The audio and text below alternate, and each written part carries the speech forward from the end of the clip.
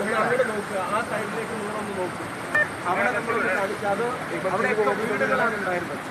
ആ മണ്ണടിഞ്ഞ് നിൽക്കുന്നതൊക്കെ വീടുകളാണ്. കുറച്ചും കൂടെ റൈറ്റിലേക്ക് നോക്കിയാൽ അവിടെ ഒരു വായനശാലയായിരുന്നു.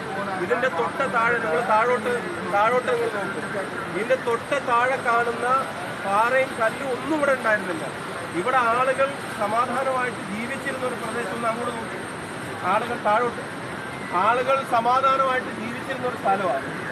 ഇവിടെ മൂന്ന് കടകളുണ്ടായിരുന്നു, നിരവധി വീടുകളുണ്ടായിരുന്നു, അതുപോലെ ഒരു കുരിശുപള്ളി ഉണ്ടായിരുന്നു. ഇതിന്റെ തൊട്ടടുത്താണ് മാത്യു മാഷ് എന്ന ഈ നാടിന് ഏറ്റവും പ്രിയപ്പെട്ടൊരു മാഷ്. അദ്ദേഹത്തിന്റെ വീട് സുരക്ഷിതമാണ്. പക്ഷെ രാത്രി മറ്റുള്ളവർ പ്രയാസത്തിലാണെന്ന് അറിഞ്ഞിട്ട് ഓടി വന്ന് എന്തെങ്കിലും സഹായം അവരെ ഇപ്പുറത്ത് കടത്തി കൊണ്ടുപോകാനോ സുരക്ഷിതമായ സ്ഥലത്തേക്ക് മാറ്റാനോ ഒക്കെ വേണ്ടി വന്ന അദ്ദേഹത്തിന് പെട്ടെന്ന് ഉരുൾപൊട്ടലുണ്ടായി. അദ്ദേഹത്തിന് പിടിച്ചു നിൽക്കാൻ കഴിഞ്ഞില്ല. അദ്ദേഹത്തെ രക്ഷിക്കാൻ വേണ്ടി കയറെടുക്കാൻ വേണ്ടി ഒക്കെയുള്ള ആളുകൾ തിരിഞ്ഞു. ആ തിരിഞ്ഞ സമയത്തേക്കും വലിയ ഒരു പാറ വന്ന് ആ കുരിശുപള്ളിയും കടമുറിയും എല്ലാം എടുത്തുകൊണ്ട് പോയി. ഇപ്പം മാത്യു മാഷെ കാണാതായിരിക്കുകയാണ്.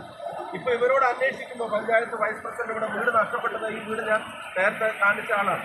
ഇവിടെ അന്വേഷിക്കുമ്പോഴാണ് ഇതിന്റെ ഒരു ഭീകരത മനസ്സിലാവുന്നത്. അന്ന് രാത്രി മേലെ ഉരുൾപൊട്ടിയിട്ടുണ്ടെന്നുള്ള ചെറിയ സൂചന കിട്ടിയത് കൊണ്ട് ഇവിടെയുള്ള എല്ലാ വീടുകളിൽ നിന്നും ആളുകളെ മാറ്റി. ആ ആളുകൾ മാറിയിട്ടില്ലായിരുന്നെങ്കിൽ നമ്മൾ വയനാട് കേട്ടതുപോലെ വലിയൊരു ദുരന്ത വാർത്ത ഇവിടെ കേൾക്കേണ്ടി വരുമായിരുന്നു. ഇപ്പോഴത്തെ സാഹചര്യം ഇവിടെ വളരെ ഭീകരമാണ്. ഞാൻ അപ്പുറത്ത് ഈ മഞ്ഞച്ചില്ലി അപ്പുറത്ത് മഞ്ഞക്കുന്ന് ഭാഗത്തേക്ക് പോയി. അങ്ങോട്ടേക്ക് ഒരു വാഹനവും പോകാൻ പറ്റില്ല. ഒരാളെ ആശുപത്രിയിലേക്ക് കൊണ്ടവർ തീർത്തും ഒറ്റപ്പെട്ട് കിടക്കുകയാണ്. അവർക്ക് ഒരു വശത്തേക്കും ഒരു വാഹനത്തിൽ പോകാൻ കഴിയില്ല. രോഗിയായിട്ടുള്ള ആളുകൾ, വയസ്സായ ആളുകൾ വരെയുണ്ട്. അതുപോലെ തന്നെ മരുന്നിന് ആവശ്യമുള്ളവർ ഉൾപ്പെടെ ഒരുപാട് ആളുകൾ അവിടെയുണ്ട്. അവശ്യ വസ്തുക്കളൊന്നും അങ്ങോട്ടേക്ക് കൊണ്ടുപോകാൻ കഴിയാത്ത സാഹചര്യം. ഇപ്പോ ഫയർ ആൻഡ് റെസ്ക്യൂവിന്റെയും NDRFന്റെയും ടീം നമ്മൾ ആവശ്യപ്പെട്ടതനുസരിച്ച് അവരെല്ലാവരും വന്ന് ഇപ്പൊ ഒരു താൽക്കാലികമായിട്ട് എന്തെങ്കിലും ഒരു ചാക്ക് അരിയോ ഒരു ക്യാൻ വെള്ളമെങ്കിലും കൊണ്ടുപോകാനുള്ള സാഹചര്യം അവിടെ ഒരുക്കാൻ ശ്രമിക്കുന്നുണ്ട്. അത് ഏതാണ്ട് ഇപ്പോൾ പൂർത്തിയായാൽ നമുക്ക് കുറച്ച് സാധന സാമഗ്രികൾ ഈ പ്രദേശത്ത് വേണ്ടി വരും. എന്ന് മാത്രമല്ല ഇവിടെ വീട് നഷ്ടപ്പെട്ടവർക്ക് ഇവിടെ ഇപ്പൊ ഞാൻ ഈ നിൽക്കുന്ന സ്ഥലത്ത് എന്ത് നഷ്ടപരിഹാരം കൊടുത്താലും ഇവിടുത്തെ ആളുകൾക്ക് ഒരു വീട് ഇവിടെ പണിയാൻ കഴിയാത്ത സാഹചര്യമാണ്. അതുപോലത്തെ ഒരു ഗുരുതര സാഹചര്യത്തിലാണ് തീർത്തും ഒറ്റപ്പെട്ടിരിക്കുകയാണ്.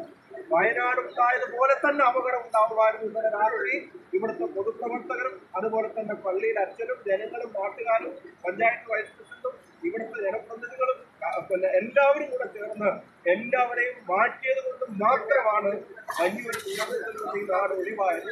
അപ്പൊ അതിന്റെ ഇടയ്ക്കും മാത്യു മാഷെ കാണുന്നില്ല എന്നുള്ള സങ്കടം നാടിനൊന്നാകെയുണ്ട്. അപ്പോൾ വെലങ്ങാടിനും കുറച്ച് ആവശ്യങ്ങളുണ്ട്. ഞാൻ നിങ്ങളെ അറിയിക്കാം.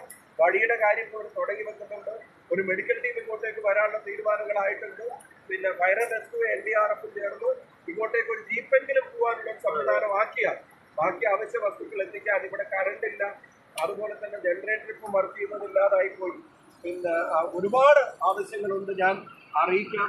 എന്താണെങ്കിലും ഇത് വളരെ ഗൗരവത്തോടെ തന്നെ ഭരണകൂടം കാണേണ്ട ഒരു കാര്യമാണ്. മഴ വീണ്ടും പെയ്യാണ്. ഇപ്പൊ താമസിക്കുന്ന ഇടങ്ങൾ പോലും സുരക്ഷിതമല്ല എന്ന് അറിയുന്നു.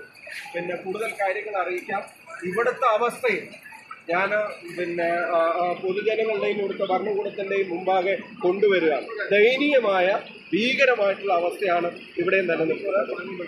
ഇടങ്ങൾ പല പ്രദേശങ്ങളെ ഇല്ലാതായിപ്പോയി. പലരുടെയും വീടുകൾ പൂർണ്ണമായിട്ടില്ലാതായിപ്പോയി. പലർക്കും ഇനി വീടുകളിൽ തന്നെ താമസിക്കാൻ പറ്റാത്ത സാഹചര്യമായി പോയി. അവരുടെ കൃഷിയും കടയും മറ്റെല്ലാം നഷ്ടപ്പെട്ട ഒരു ജനത ഒറ്റപ്പെട്ട് നിൽക്കുകയാണ് വെലങ്ങാട്. ഇവരെല്ലാവരും കൂടെ ചേർന്ന് അവർക്ക് വേണ്ട കാര്യങ്ങൾ ഒരുക്കാൻ ശ്രമിക്കുന്നുണ്ട്. അതിൻ്റെ കൂടെ നമുക്കും പങ്കാളികളാവാം.